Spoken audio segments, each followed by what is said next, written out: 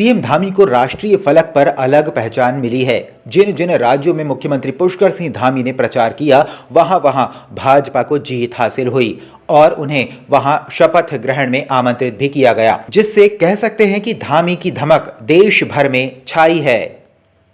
Bharatiya Janata party के अपने राज्य के यशस्वी मुख्यमंत्री पुष्कर सिंह धामी जी का जिस तरीके से नेतृत्व उभर कर आया है और जिस तरीके से वो विभिन्न राज्यों में जाकर उन्होंने चुनाव प्रचार किया और जिन जिन क्षेत्रों में उन्होंने चुनाव प्रचार किया वहाँ 100% पार्टी के प्रत्याशी चुनाव जीते हैं।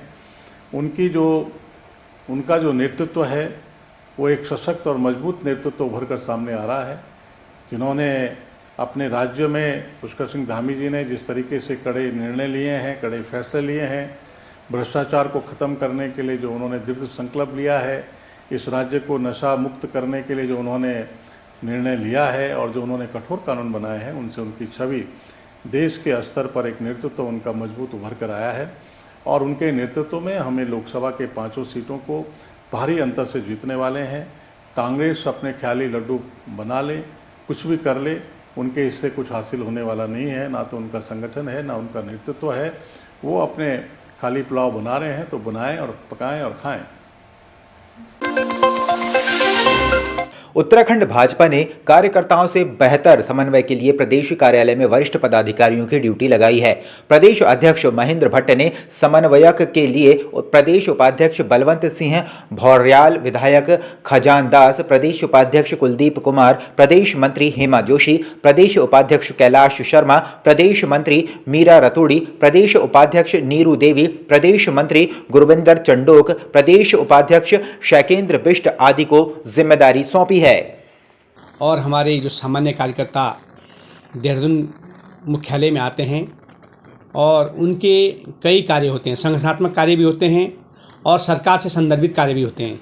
जहाँ जो जिस संदर्भित जिसका कार्य हो, उन कार्यों को पूर्णता मिले, उनमें उनको सहायता मिले, इसके लिए भारतीय जनता पार्टी के हमारे एसओसी प्रदेश अध्यक्ष माननीय महेंद्र भट्ट जी ने उन कार्यकर्ताओं के कार्यों के समाधान के लिए प्रदेश के पदाधिकारियों, जो वरिष्ठ पदाधिकारी हैं, उनके मुख्यालय में ड्यूटी लगाई है। 2 प्रदेश पदाधिकारी एक दिन में प्रदेश कार्यालय में डे ऑफिसर के रूप में रहेंगे और वो प्रदेश भर से आए अपने कार्यकर्ताओं और पदाधिकारियों की समस्या को सुनेंगे भी और संदर्भित जहाँ पर उसका समाधान हो उसके लिए भी समन्वय करेंगे।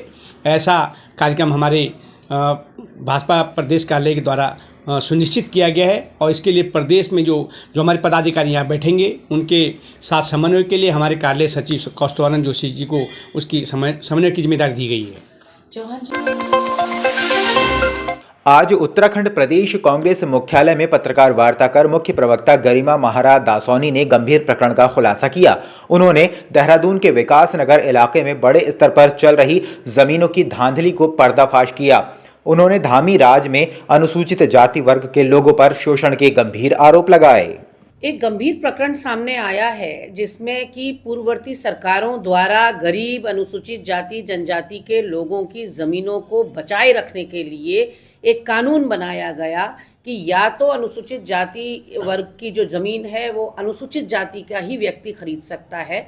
ऐसे में एक और इसमें प्रावधान था कि जो बड़े कृषक हैं अनुसूचित जाति वर्ग के, जिनके पास 3 एकड़ से ज़्यादा की कृषि भूमि है, वो इसे बेच पाएंगे, उसके लिए भी प्रावधान है।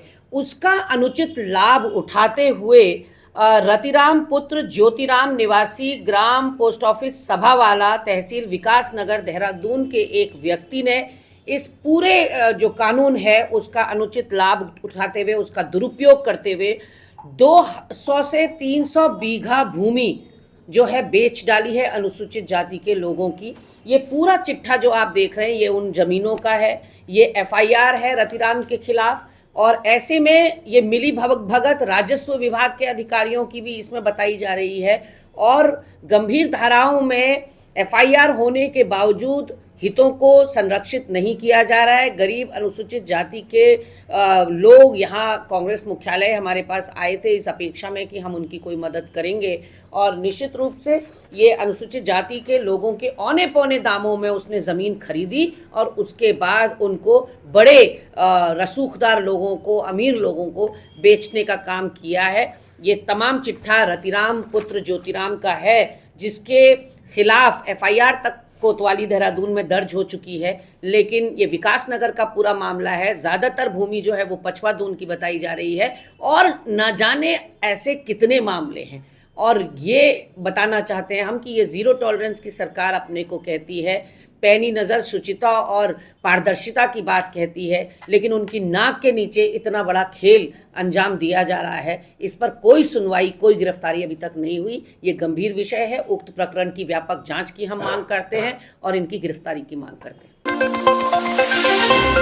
संसद पर आतंकी हमले की बरसी के दिन सुरक्षा में सेंधमारी की बड़ी घटना उस वक्त सामने आई जब लोकसभा की कार्यवाही के दौरान दर्शक दीर्घा से 2 लोग सदन के भीतर कूद गए और केन के जरिए पीले रंग का धुआं फैला दिया। घटना के बाद तत्काल दोनों को पकड़ लिया गया। वहीं घटना को गंभीरता से लेते हुए युवा कांग्रेस के द्वारा कांग्रेस मुख्यालय से आगे एस्ले हॉल पर भाजपा मुर्दाबाद का नारा लगाते हुए अमित शाह का पुतला फूंका गया और अमित शाह से इस्तीफे की मांग की गई।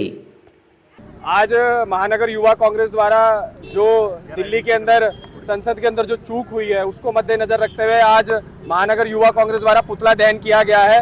इस पुतला दहन के माध्यम से सरकार के कानों तले जो जू नहीं रहेंगी है, एमपीज के जो वहाँ पे एमपीज थे उनके ऑफिसेज में जो वहाँ पे सदन चल रहा था उसमें लोग घुसे और जिस प्रकार से वहाँ आतंक का माहौल बन गया, ये बहुत ही दुर्भाग्यपूर्ण बात है पूरे देश के लिए और पूरे प्रदेश के लिए। और हमारी युवा कांग्रेस की यही मांग है कि सरकार को जल्द से जल्द इसमें फैसला लेना चाहिए, दोषियों को सजा देनी चाहिए।